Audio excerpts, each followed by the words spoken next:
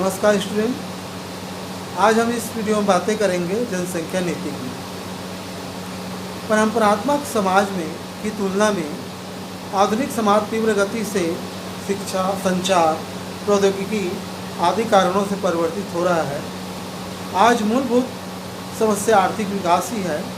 यही कारण है कि विश्व के सारे राष्ट्र नियोजन की जितनी भी योजनाओं का निर्माण कर रहे हैं, उनका मुख्य उद्देश्य आर्थिक विकास ही है।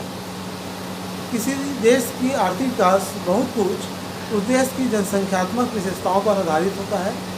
जनसंख्या देश के जहां आर्थिक विकास में सहायक होती है, कभी कभी वह देश के आर्थिक विकास में बाधा भी उत्पन्न करती है। क्योंकि किसी देश का आर्थिक विकास उस देश की जनसंख्यात्मक प्रकृति, आकार, वितरण व गठन पर निर्भर करता है। अतः आवश्यक हो जाता है कि देश में एक उपयुक्त जनसंख्या संबंधी नीति का निर्माण किया जाए। भारत में भी जनसंख्या नीति का निर्माण किया गया है। जनसंख्या नीति का अर्थ और परिभाषा देखते हैं। सरल शब्दों में जनसंख्या नीति का अर्थ किसी देश की सरकार की उस नीति से है जिसके द्वारा सरकार जनसंख्या वृद्धि और नियंत्रण को निर्धारित करती है। जनसंख्या नीति का प्रयोग व्यापक और संकुचित दोनों ही अर्थों में किया जाता है। व्यापक अर्थ में जनसंख्या नीति के अंतर्गत देश की समस्त आर्थिक नीतियों को भी सम्मिलित कर लिया जाता है, जिसका संबंध जनसंख्या से होता है। जैसा कि मिर्डाल महोदय ने कहा है, जनसंख्या नीति वास्तव में मोटे रूप से संपूर्ण समाज की नीति होती है। अगर हम समाज के व्यावहारिक पहलुओं पर ध्यान नहीं देंगे तो जनसंख्या नीति का क्षेत्र अनावश्यक रूप से संकुचित हो जाएगा। जनसंख्या नीति को अन्य सामाजिक नीतियों पर प्रकाश डालना चाहिए, प्रभाव डालना चाहिए। मिर्डाल द्वारा दी गई जनसंख्या नीति की परिभाषा व्यापक दृष्टिकोण को स्पष्ट करती है, क्योंकि इन्होंने संपूर्ण सामाजिक एवं आर्थिक नीतियों को भी जनसंख्या नीति में सम्मिलित किया है। इस दृष्टि से आयात निर्यात, विनियोजन, रोजगार, यातायात नीति, आवास एवं प्रवास संबंधी नीतियों को भी जनसंख्या का प्रभावित करने वाला माना गया है। व्यवहारिक दृष्टि से उनको जनसंख्या नीति के अंतर्गत सम्मिलित नहीं किया जा सकता और न ही सम्मिलित करना ही उचित है। अतः व्यवहार में जनसंख्या नीति के संकुचित अर्थ को ही ग्रहण किया गया है। स्पेंगलर महोदय ने जनसंख्या नीति की परिभाषा में कहा है, राष्ट्रीय जनसंख्या नीति के उद्देश्यों में हम राज्य की उन समस्त नीतियों को सम्मिलित करते हैं जिसके अंतर्गत वह जनसंख्या की मात्रा व किस्म या भौगोलिक वितरण में परिवर्तन लाता है। जे राव महोदय ने कहा है, जनसंख्या की समस्या के हल हेतु जो उपाय किए जाते हैं उन्हें ही जनसंख्या नीति के अंतर्गत लिया जा सकता है। इस नीति में मुख्यतः जनसंख्या वृद्धि अथवा विरोध दोनों ही सम्मिलित किए जाते हैं।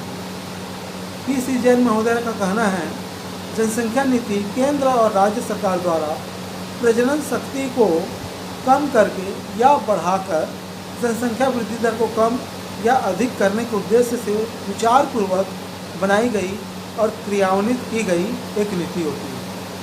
उपर्युक्त परिभाषाओं के आधार पर यह कह सकते हैं कि जनसंख्या नीति का प्रत्यक्ष संबंध जनसंख्या में वृद्धि या कमी करने संबंधी नीतियों से है। वास्तव में यह नीति अथवा कार्यक्रम जिसके माध्यम से जनसंख्या को अर्थव्यवस्था एवं आर्थिक विकास का रूप लाने का प्रयत्न किया जाता है, जनसंख्या नीति के अंतर्गत आता है। परिभाषाओं के आधार पर जनसंख्या नीति के कुछ आवश्यक तत्व हैं। पहला है जनसंख्या के आकार और गठन से संबंधित नीति। दूसरा है जन्म दर तथा मृत्यु दर बढ़ाने या घटाने से संबंधित नीति। तीसरा है जनसंख्या के वितरण को संतुलित करने की नीति।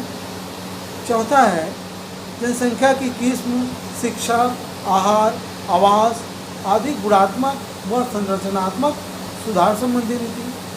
पांचवा है जनसंख्या को अनुकूलतम स्तर पर बनाए रखने संबंधी नीति। संक्षेप में हम कह सकते हैं जनसंख्या के समस्त पहलुओं का सुनियोजित और जनसंख्या पर नियंत्रण ही जनसंख्या नीति के दो आधार स्तंभ हैं। जनसंख्या की समस्या को हल करने के लिहाज से सकारात्मक कदम उठाए जाते हैं, उन सभी का समायोग जनसंख्या नीति के अंतर्गत होता है, जिसमें प्रमुख रूप से जनसंख्या को सीमित करना या जनसंख्या को बढ़ाना इन नीतियों को और कार्यक्रमों को सम्मिलित किया जाता है। जनसंख्या नीति के उद्देश्य देखते हैं कि जनसंख्या नीति के क्या उद्देश्य हैं।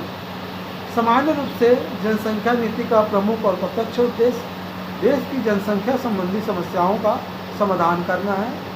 विस्तृत अर्थों में जनसंख्या का गुणात्मक और परिमाणात्मक नियमन एवं सुनियोजन ही जनसंख्या नीति का वास्तविक लक्ष्य है। इस लक्ष्य की प्राप्ति के लिए जनसंख्या नीति के अंतर्गत निम्नलिखित उद्देश्यों को प्राप्त करने का प्रयास किया जाता है। पहला, जनसंख्या की किस्म में सुधार। दूसरा, जनसंख्या का परिमाणात्मक नियमन अर्थात जन्म व मृत्यु दर में समुचित कमी। तीसरा, जनसंख्या का संतुलित प्रतिस्थापन एवं नियोजित परिवार। इस प्रकार जनसंख्या को श्री पॉल निडाल ने इस नीति के अनुसार निम्न उद्देश्य बताया है। पहला, जनसंख्या की संरचना में सुधार, जनसंख्या की संरचना में सुधार।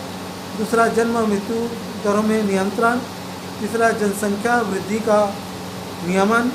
चौथा, जनसंख्या के भौगोलिक वितरण में संतुलन। तथा पांचवा, आर्थिक विकास एवं जनसंख्या का नियमन। कम विकसित देशों के संबंध में जनसंख्या नीति के लक्ष्यों के संबंध में फ्रैंक डब्ल्यू नोगस्टीन ने कहा है कि इन देशों की जनसंख्या नीति का मुख्य उद्देश्य मृत्यु दर और जन्म दर से होने वाली गिरावट के मध्य समयानंतराल को कम करना, जो समय लगता है उसको कम करना है। आपने सुझाव दिया है कि जनसंख्या को कम करने के लिए जहाँ जनसंख्या में न्यूनतम आशा और उत्साह का संचार कर परिवार को सीमित रखने का प्रलोभन देना होगा, वहीं इसके लिए आवश्यक सामाजिक आर्थिक वातावरण का भी समुचित निर्माण करना आवश्यक होगा। जनसंख्या नीति का दो पहलू है, एक है सकारात्मक, दूसरा है नकारात्मक। देखते हैं सकारात्मक पहलू क्या है जनसंख्या नीति का।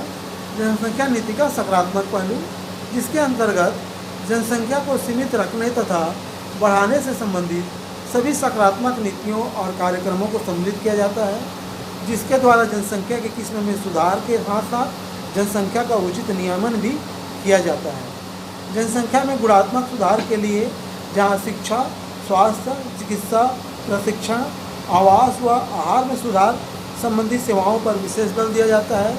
यहाँ तक कि स्वास्थ्य और प्रतिभाशाली स्त्री पुरुषों को संतान पैदा करने के लिए प्रोत्साहित किया जाता है। प्रायः सभी विकसित और कम विकसित देशों में सकारात्मक जनसंख्या नीति को ही महत्व दिया जाता है। दूसरा है जनसंख्या नीति का नकारात्मक पहलू। जनसंख्या नीति के इस पहलू के अंतर्गत जनसंख्या नियंत्रण के लिए मृत्यु दर को अधिक बनाए रखने पर बल दिया जाता है। यह नीति सकारात्मक नीति का ठीक विपरीत स्वरूप है, जो इस बात पर जोर देती है कि जनसंख्या वृद्धि को रोकने के लिए मृत्यु दर को न गिरने दिया जाए। वास्तव में विकासशील देशों में जनसंख्या वृद्धि का एक आधारभूत कारण यह रहा है कि स्वास्थ्य और चिकित्सा सेवाओं में वृद्धि, प्रसार और सुचार से मृत्यु दर में काफ़ी गिरावट आई है, जबकि जन्म दर तुलनात्मक रूप से कम गिरी है या पूर्ववत रही है। जनसंख्या नीति के नकारात्मक पहलू के अनुसार यदि मृत्यु दर को न गिरने दिया जाए तो इन देशों में जनसंख्या की वृद्धि दर स्वतः समाप्त हो जाएगी। पर आज के युग में किसी भी देश को इस नीति को अपनाना न तो संभव है और न ही उचित प्रतीत होता है। इस नीति का एक अनुकरणीय एवं पक्ष नकारात्मक सुप्रजनन है, जो इस बात पर बल देता है कि उन व्यक्तियों को संतान उत्पन्न करने के अधिकार से वंचित रखना चाहिए जिनमें शारीरिक व मानसिक निरोगताएँ विद्यमान हैं। अमेरिका जैसे देशों में नकारात्मक सुप्रजनन पर विशेष ध्यान दिया जाता है।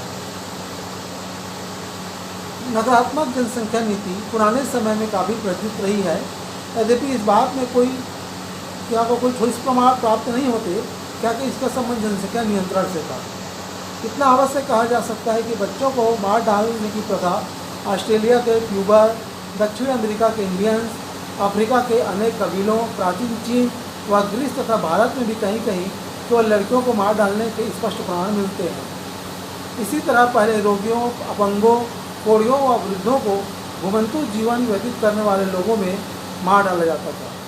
इसी तरह गर्भपात व युद्ध पुराने समय से लेकर आज तक प्रचलित है।